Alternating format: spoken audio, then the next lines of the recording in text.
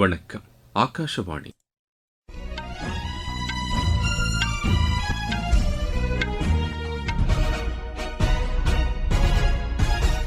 செய்திகள் வாசிப்பவர் கோபாலகிருஷ்ணன். தலைப்புச் செய்திகள். அஸ்ஸாம், கேரளம், புதுச்சேரி சட்டப்பேரவைத் தேர்தலுக்கு தாக்கல் செய்யப்பட்டுள்ள வேட்புமனுக்களை திரும்பப் பெற இன்று கடைசி நாளாகும். ராமநவமி இன்று கொண்டாடப்படுவதையொட்டி குடியரசுத் தலைவர் திருமதி திரௌபதி முர்மு வாழ்த்து தெரிவித்துள்ளார். மேற்குவங்க சட்டப்பேரவைத் தேர்தலில் பிஜேபி சார்பில் போட்டியிடும் 19 பேர் கொண்ட 3வது வேட்பாளர் பட்டியலை அக்கட்சி வெளியிட்டுள்ளது. அமெரிக்கா முன்வைத்த 15 அம்ச பரிந்துரைகளை ஈரான் நிராகரித்துள்ளது. இத்தாலியில் நடைபெற்று வரும் சர்வதேச டென்னிஸ் போட்டியில் இந்தியாவின் கலியந்தா பூனாச்சா, தாய்லாந்தின் இசாரோ இணை காலிறுதிக்கு முன்னேறியுள்ளது. இனி விரிவான செய்திகள். அஸ்ஸாம், கேரளம், புதுச்சேரி சட்டப்பேரவைத் தேர்தலுக்கு தாக்கல் செய்யப்பட்டுள்ள வேட்புமனுக்களை திரும்பப் பெற இன்று கடைசி நாளாகும். வேட்புமனுக்கள் பரிசீலனைக்கு பிறகு கேரளத்தில் 985 வேட்பாளர்களும், அஸ்ஸாமில் 789 வேட்பாளர்களும், புதுச்சேரியில் 366 வேட்பாளர்களும் தற்போது வரை களத்தில் உள்ளனர். கோவாவில் போண்டா, கர்நாடகாவில் பாகல்கோட், தேவநகரை தெற்கு, நாகாலாந்தில் கோரிடாங், திரிபுராவில் தர்மநகர் சட்டப்பேரவை தொகுதிகளுக்கு நடைபெறவுள்ள இடைத்தேர்தலுக்கு தாக்கல் செய்யப்பட்ட வேட்புமனுக்களை விலக்கிக் கொள்வதற்கும் இன்று கடைசி நாளாகும். அத்தொகுதிகளில் வேட்புமனு பரிசீலனைக்கு பிறகு தற்போது வரை 66 வேட்பாளர்கள் களத்தில் உள்ளனர். வாக்குப்பதிவு அடுத்த மாதம் 9ஆம் தேதி நடைபெறுகிறது. வாக்கு எண்ணிக்கை மே மாதம் 4ஆம் தேதி மேற்கொள்ளப்படுகிறது. இதற்கிடையே கேரளத்தில் பல்வேறு கட்சிகளின் சார்பில் பிரச்சாரம் நடைபெற்று வருகிறது. அம்மாநில முதலமைச்சரும் மார்க்சிஸ்ட் கம்யூனிஸ்ட் கட்சியின் மூத்த தலைவருமான திரு பினராயி விஜயன் கோட்டயத்தில் வாக்கு சேகரித்தார். காங்கிரஸ் சார்பில் அக்கட்சியின் தலைவர் திரு மல்லிகார்ஜுன கார்கே, திரு சச்சின் பைலட் ஆகியோர் கோழிக்கோடு கடற்கரையில் பிரச்சாரத்தில் ஈடுபட்டனர். பிஜேபி சார்பில் அக்கட்சியின் மூத்த தலைவரும் பிரதமருமான திரு நரேந்திர மோடி வரும் 29ஆம் தேதியன்று திரிசூர் மற்றும் பாலக்காட்டில் வாக்கு சேகரிக்கிறார். ராமநவமி இன்று கொண்டாடப்படுகிறது. இந்நாளையொட்டி குடியரசுத் தலைவர் திருமதி திரௌபதி முர்மு வெளியிட்டுள்ள செய்தியில், பகவான் ராமரின் வாழ்க்கை பயணம் உண்மை, நீதி ஆகியவற்றை நாம் பின்பற்றுவதற்கு வழிகாட்டுவதாக கூறியுள்ளார். சமூகத்திற்கு நாம் கடமையாற்ற அவரது வாழ்க்கை நம்மை ஊக்குவிக்க வேண்டும். அவரது லட்சியங்கள் நம் கலாச்சாரத்தின் அடித்தளமாக விளங்குகின்றன என்றும் அவர் தெரிவித்துள்ளார். அதன்படி வாழ நாம் முயற்சிக்க வேண்டும் என்றும் குடியரசுத் தலைவர் கேட்டுக் கொண்டுள்ளார். பிரதமர் திரு நரேந்திர மோடி தலைமையிலான மத்திய அமைச்சரவை உடான் விரிவாக்க திட்டத்திற்காக ஒப்புதல் அளித்ததன் மூலம் மக்களுக்கு வசதியான மற்றும் எளிதான விமான பயண அனுபவம் கிடைக்கும் என்று மத்திய உள்துறை அமைச்சர் திரு அமித்ஷா தெரிவித்துள்ளார். இதுகுறித்து சமூக வலைதளத்தில் பதிவிட்டுள்ள அவர், 28,840 கோடி ரூபாய் மதிப்பிலான இத்திட்டத்திற்கு ஒப்புதல் வழங்கப்பட்டதன் மூலம் 100 புதிய விமான நிலையங்களும், 200 ஹெலிகாப்டர் தளங்களும், 441 விமான ஓடுபாதைகளும் கட்டப்படும் என்று கூறியுள்ளார். 3ஆம் பாலினத்தவர் உரிமைகள் பாதுகாப்பு திருத்த மசோதா நாடாளுமன்றத்தில் நிறைவேறியது. முன்னதாக மக்களவையில் இம்மசோதாவிற்கு ஒப்புதல் அளிக்கப்பட்ட நிலையில் நேற்று மாநிலங்களவையில் ஒப்புதல் அளிக்கப்பட்டது. இம்மசோதா குறித்த விவாதத்திற்கு பதிலளித்து பேசிய மத்திய சமூக நீதி மற்றும் அதிகாரமளித்தல் துறை அமைச்சர் டாக்டர் வீரேந்திரகுமார், 3ஆம் பாலினத்தவர் நலனில் அரசு அக்கறை கொண்டுள்ளதாக தெரிவித்தார். இம்மசோதாவில் அவர்களுக்கு அதிகாரம் அளிக்கப்பட்டு கண்ணியத்தை அளிப்பதற்கான விதிகள் இடம்பெற்றுள்ளதாக அவர் கூறினார்.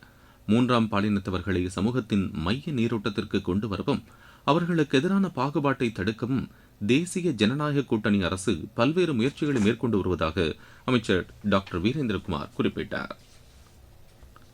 மகாராஷ்டிரா மாநிலத்தில் எரிபொருள் தட்டுப்பாடு ஏதும் இல்லை என்றும், அதுகுறித்த வதந்திகளை நம்ப வேண்டாம் என்றும் அம்மாநில அரசு கேட்டுக் கொண்டுள்ளது.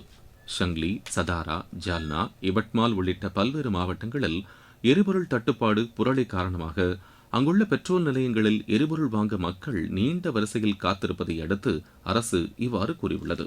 எரிபொருள் போதுமான அளவு இருப்பில் உள்ளதாக ஜால்னா மாவட்ட ஆட்சியர் அஷ்மிதா மிட்டல் தெரிவித்துள்ளார். எண்ணெய் நிறுவனங்களுக்கான கட்டணத்தை சில பெட்ரோல் நிலையங்கள் நிலுவையில் வைத்திருப்பதால் தற்காலிகமாக அங்கு எரிபொருள் விநியோகம் நிறுத்தப்பட்டதாக அவர் கூறியுள்ளார்.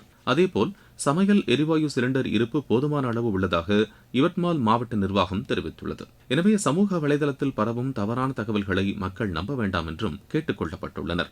நீங்கள் கேட்டுக்கொண்டிருப்பது ஆகாஷவாணியின் செய்தி அறிக்கை.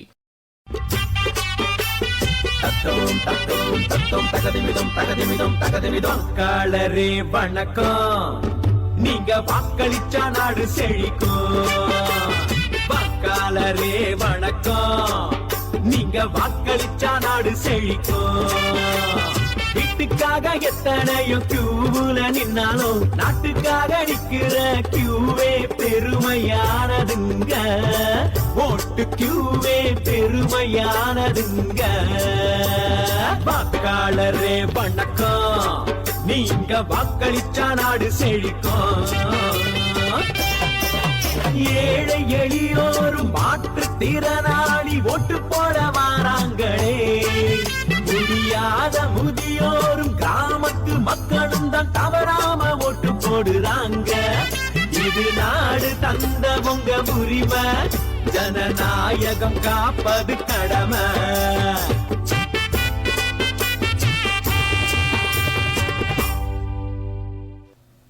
மேற்கு வங்க சட்டப்பேரவைத் தேர்தலில் பிஜேபி சார்பில் போட்டியிடும் 19 பேர் கொண்ட 3வது வேட்பாளர் பட்டியலை அக்கட்சி வெளியிட்டுள்ளது. அதன்படி கூச்பிகார் தெற்கு தொகுதியில் திரு ரதேந்திரநாத் போஸ், மேதினிபூர் தொகுதியில் டாக்டர் சங்கர் குஜேட், ஹவுரா மத்திய தொகுதியில் திரு பிப்லப் மண்ட்லா, பனிஹத்தி தொகுதியில் திருமதி ரத்னா தேப்நாத் ஆகியோர் வேட்பாளர்களாக நிறுத்தப்பட்டுள்ளனர். மேற்குவங்க சட்டப்பேரவை தேர்தலையொட்டி அங்குள்ள 294 தொகுதிகளின் தேர்தல் நடத்தும் அலுவலர்களுக்கு தேர்தல் ஆணையத்தின் சார்பில் நேற்று பயிற்சி அளிக்கப்பட்டது. ஜல்பைகுரி, மால்டா, பிரசிடென்சி, பர்த்வான், மேதினிபூர் ஆகிய மண்டலங்களின் தலைமையகங்களில் இப்பயிற்சி நடைபெற்றது.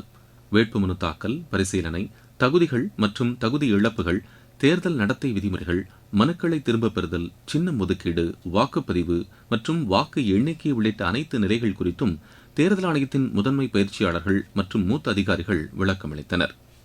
கடந்த நிதியாண்டில் தெற்கு மத்திய ரயில்வே இதுவரை இல்லாத அளவாக 144.244 மில்லியன் டன் சரக்குகளை கையாண்டு சாதனை படைத்துள்ளது. இதில் நிலக்கரி மற்றும் சிமெண்ட் பொருட்கள் பெருமளவில் கொண்டு செல்லப்பட்டுள்ளன.